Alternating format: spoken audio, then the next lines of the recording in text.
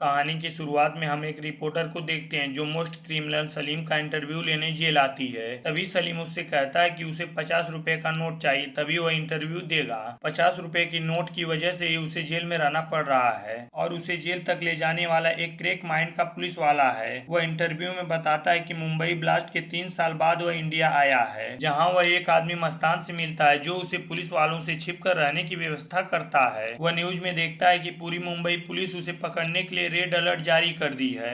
News देखकर वह मुंबई से जल्द निकलना चाहता है, इसलिए मस्तान को वह नया पासपोर्ट बनवाने के लिए कहता है। मस्तान पासपोर्ट बनवाने के लिए पुलिस स्टेशन जाता है, जहां पुलिस वाला उससे कहता है कि उसने ऑलरेडी एक ही पते पर 30 लोगों का पासपोर्ट बनवाया है। अब उसे नया एड्रेस देना होगा और उसे फार्म वापस दे देता है। मस्तान किराए के मकान की तलाश करता है, जहां उससे 50 रुपए एक्स्ट्रा बिजली बिल के लिए मकान मालिक से बहस हो जाती है और वह दूसरा मकान किराए पर ले लेता है। मस्तान पासपोर्ट फार्म के लिए एड्रेस चेंज करके थाने जाता है, जहाँ उसे पता चलता है कि उसने जो एड्रेस दिया है वह दूसरे थाने के अंतर्गत आता है और उसका नया इंचार्ज इंस्पेक्टर शंकर है। फिर हम इंस्पेक्टर शंकर को देखते हैं जो हवलदार सुब्बा राव के बारे में पूछ रहे हैं। तभी सुब्बा राव आकर बताते हैं कि उनका कर रिटायरमेंट है और उन्हें रिटायरमेंट से बड़ा दुख है। अगले सीन में इंस्पेक्टर शंकर सुब्बा राव के साथ पासपोर्ट इंक्वायरी के लिए जाते हैं। वहाँ सलीम सुब्बा राव को अपना नाम सत्यनारायण और अपनी पत्नी का नाम अन्नपूर्णा बताता है। इंक्वायरी के बाद सुब्बा राव जब घर से बाहर निकल रहे होते हैं तभी सलीम के घर एक औरत से टकरा जाते हैं जो सलीम और उसके पत्नी के कपड़े इस्त्री करके ला रही होती है। फिर शंकर और सुब्बा राव पुलिस स्टेशन चले जाते हैं। थाने आने पर इंस्पेक्टर शंकर पासपोर्ट फाइल देखता है जिसमें सलीम ने अपना नाम सत्यनारायण बताया था। फिर उसे ध्यान में आता है कि जब सुब्बा राव उस औरत से टकराए थे तो उनके कपड़ों में एक काले कलर का बुर्का था। इंस्पेक्टर शंकर को उन पर शक हो जाता है। वह दोनों फिर से सलीम के घर पहुंच जाते हैं, जहां इंस्पेक्टर शंकर उस बुर्के को फिर से देखता है। सलीम उसे पैसा देकर बात खत्म करने की बात कहता है। वह धमकी देता है और शंकर से कहता है कि तू मेरे बैकग्राउंड को नहीं जानता। शंकर बैकग्राउंड की बात सुनकर गुस्से में आ जाता है, क्योंकि शंकर बचपन से ही अनाथ था, जिस कारण लोग हमेशा उसका बैकग्राउंड पूछते थे।